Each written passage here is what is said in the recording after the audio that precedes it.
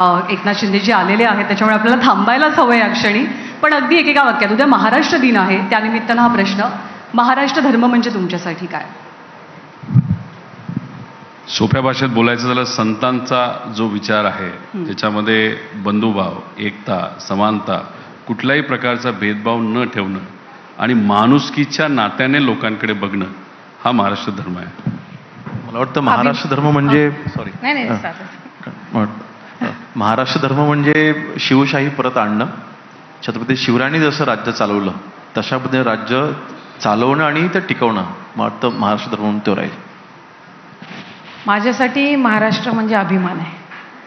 आणि मला असं वाटतं तो अभिमान उंचावण्यासाठी, वाढवण्यासाठी आणि तो पुढच्या पिढीपर्यंत अभिमान तशाच पद्धतीनं जोपासणं म्हणजे महाराष्ट्र दिन आहे. आणि हा महाराष्ट्र पुढे नेण्यासाठी जुन्या जाणत्या नेतृत्वासोबतच तरुण नेतृत्वाची साथ सुद्धा तितकीच गरजेची आहे. त्यामुळे तुम्हा सर्वांचं विजन, तुमचे विचार मोलाचे आहेत, महत्त्वाचे आहेत. Thank you so much. आज तुम्ही तिघांनी वेळ दिलात त्याबद्दल मनापासून आभार.